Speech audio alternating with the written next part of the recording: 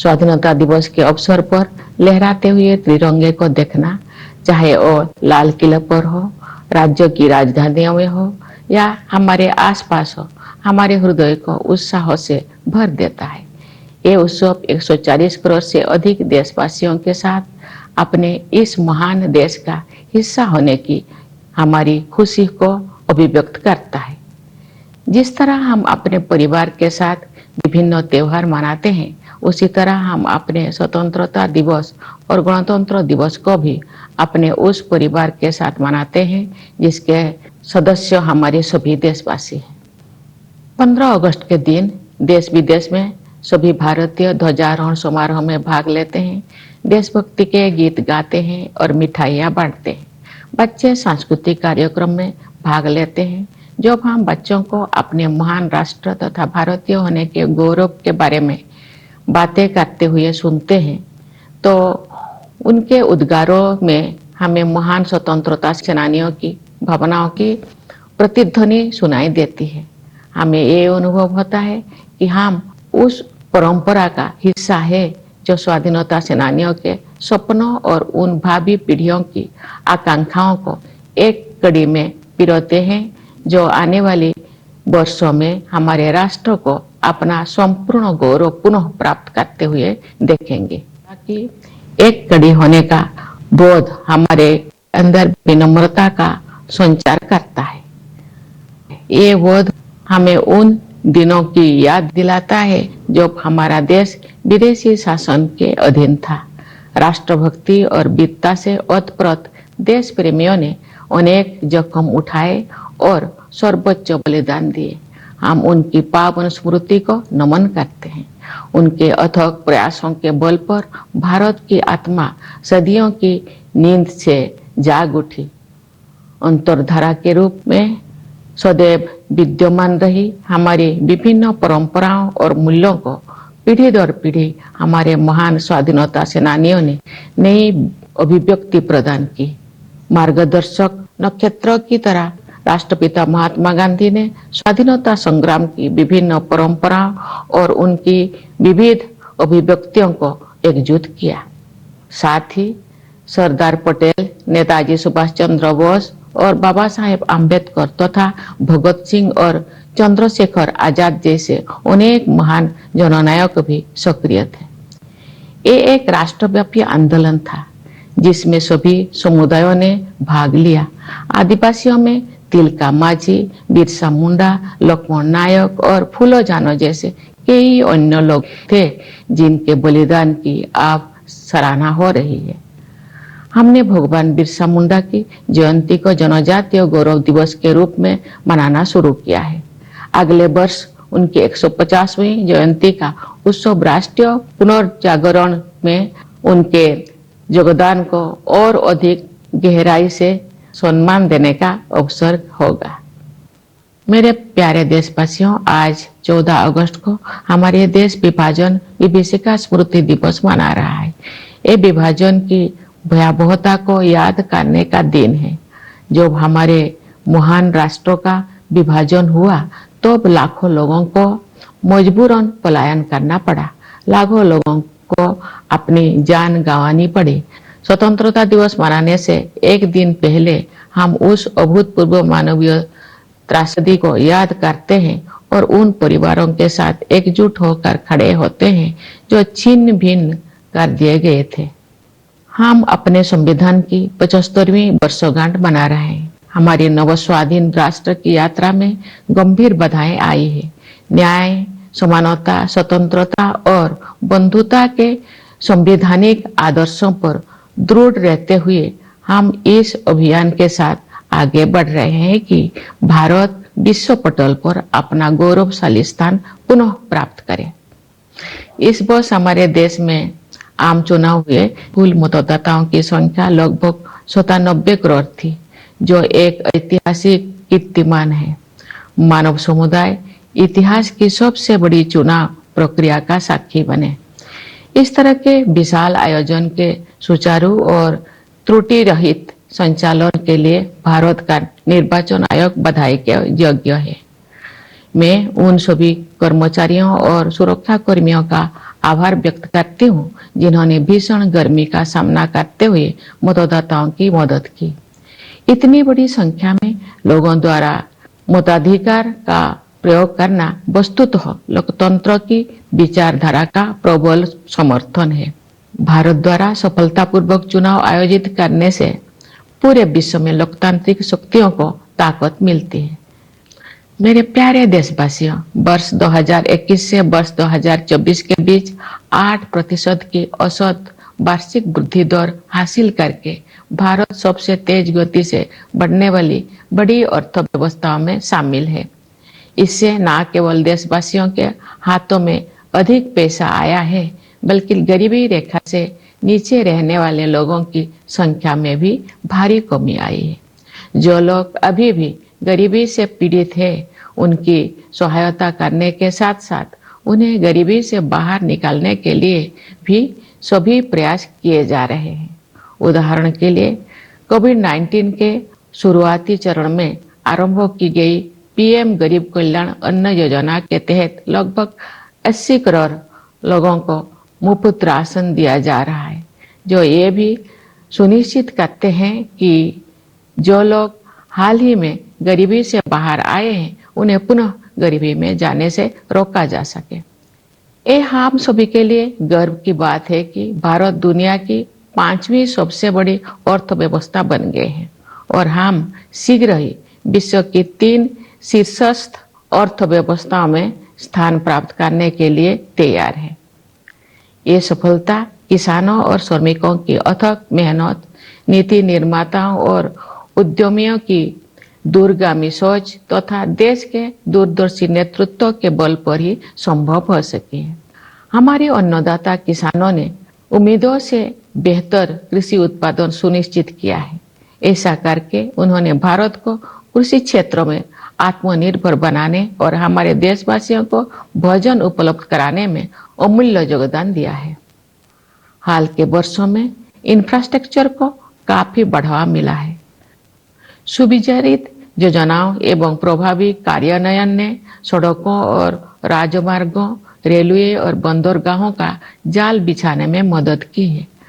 भावी प्रौद्योगिकी की अद्भुत क्षमता को ध्यान में रखते हुए सरकार ने सेमीकंडक्टर और आर्टिफिशियल इंटेलिजेंस जैसे कई क्षेत्रों को बढ़ावा देने पर विशेष बल दिया है। साथ ही स्टार्टअप्स के लिए एक आदर्श इकोसिस्टम भी बनाया है, जिससे उनके विकास को गति मिलेगी। इससे निवेशकों में भारत के प्रति आकर्षण और अधिक बढ़ गया है। बढ़ती हुई पारदर्शिता के साथ बैंकिंग और वित्तीय क्षेत्रों की कार्यकुशलता में वृद्धि हुई है। इन सभी बदलावों में अगले दौर के आर्थिक सुधारों और आर्थिक विकास के लिए मंच तैयार कर दिया है, जहां से भारत विकसित देशों की श्रेणी में शामिल हो जाएगा। तेज गति से हो रही न्यायपरक प्रगति के बल पर वैश्विक परिदृश्यों में भारत का कद ऊंचा हुआ है। G20 की अपनी अध्यक्षता के सफलतापूर्वक संपन्न होने के बाद भारत में ग्लोबल साउथ को मुखर अभिव्यक्ति देने वाले देश के रूप में अपनी भूमिका को मजबूत बनाया है।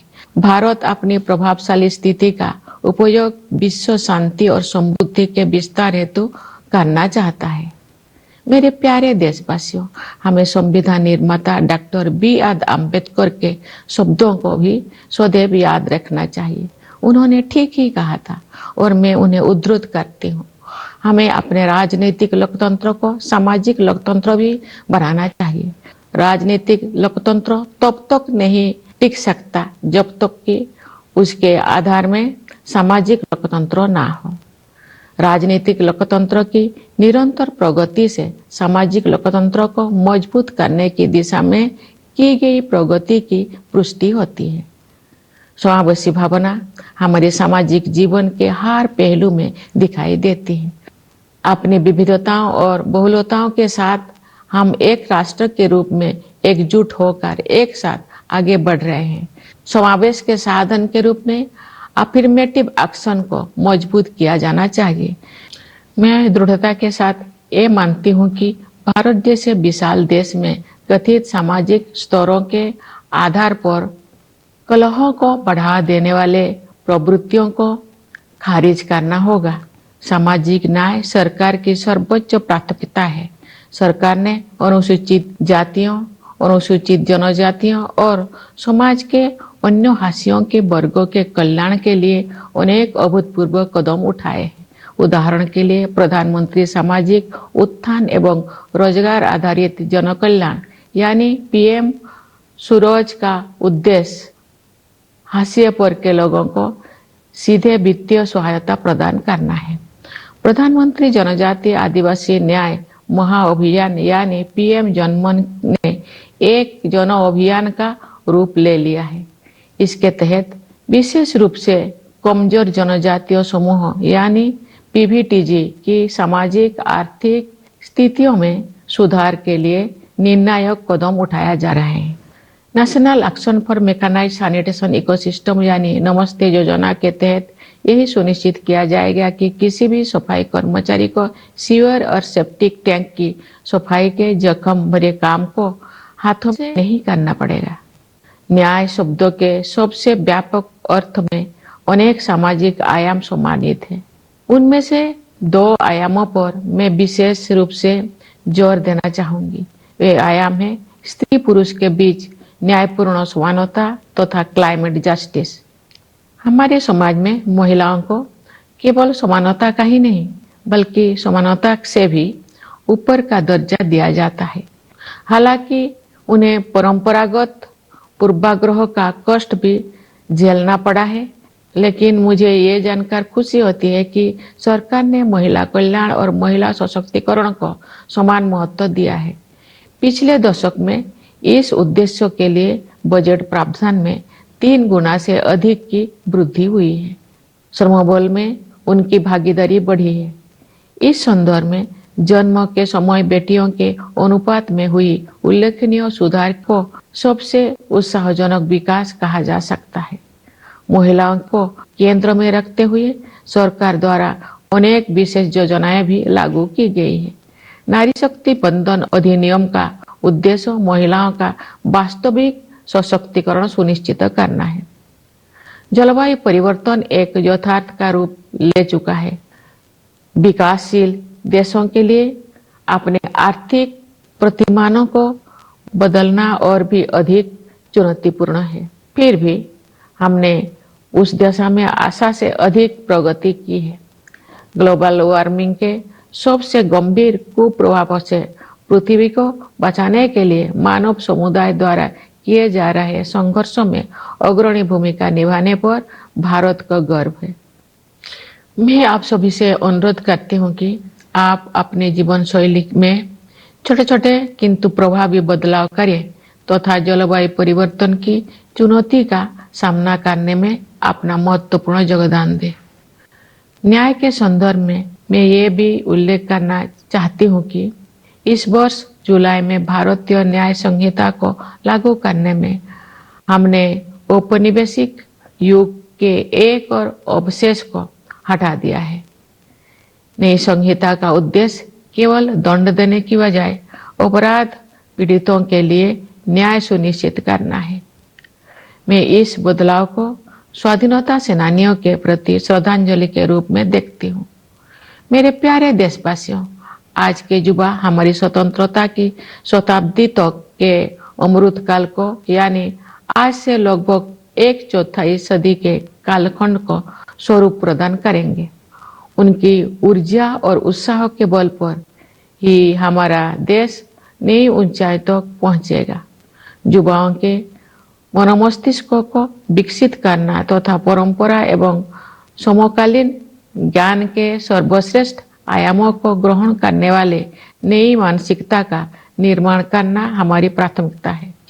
इस संदर्भ में वर्ष 2020 से लागू की गई राष्ट्रीय शिक्षा नीति के परिणाम सामने आ रहे हैं।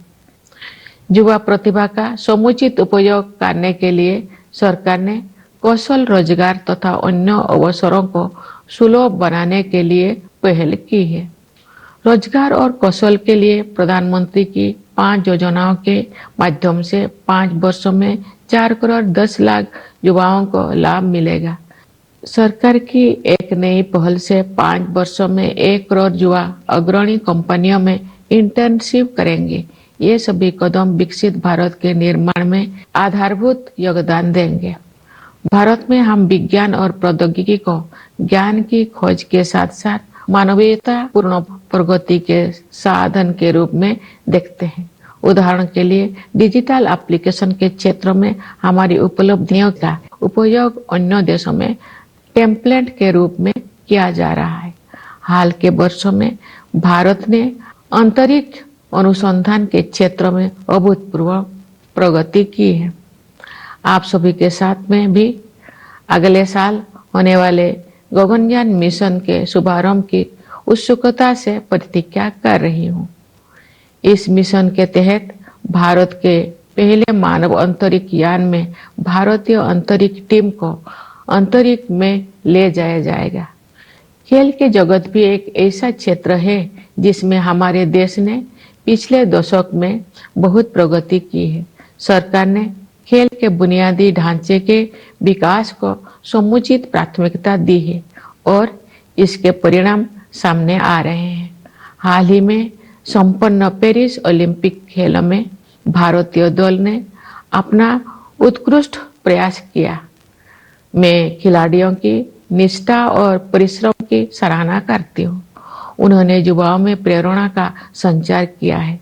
क्रिकेट में भारत ने T20 विश्व कप जीता, जिससे बड़ी संख्या में क्रिकेट प्रेमी आनंदित हुए। शतरंज में विलक्षण प्रतिभा वाले युवा खिलाड़ियों ने देश को गौरवान्वित किया है।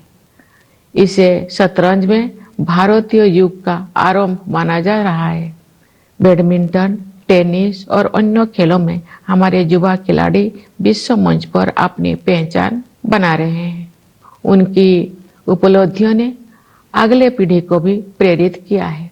मेरे प्यारे देशवासियों, पूरा देश स्वतंत्रता दिवस मनाने के लिए तत्पर है। इस उल्लासपूर्ण अवसर पर मैं आप सबको एक बार फिर बधाई देती हूँ। मैं सेनाओं के उन बहादुर जवानों को विशेष बधाई देती हूँ जो अपनी जान का जोखिम उठाते हुए भी हमारे स्वतंत्रता की रक्षा करते हैं। मैं पुलिस और सुरक्षा बलों के कर्मियों को बधाई देती हूँ जो पूरे देश में सतर्कता बनाए रखते हैं। मैं न्यायपालिका और सिविल सेवाओं के सदस्यों के साथ साथ विदेशों में नियुक्त हमारे दूतावासों के कर्मियों को भी अपनी शुभकामनाएं देती हूँ। हमारे प्रवासी समुदाय को भी मेरी शुभकामनाएं। आप सब हमारे परिवार का हिस्सा है। आपने अपनी उपलब्धियों से हमें गौरवान्वित किया है। आप सब विदेशों में भारत की संस्कृति और विरासत का गर्व के साथ प्रतिनिधित्व करते हैं। एक बार फिर मेरी ओर से सभी को स्वाधीनता दिवस की हार्दिक शुभकामनाएं। धन्यवाद। जय हिंद, जय भारत।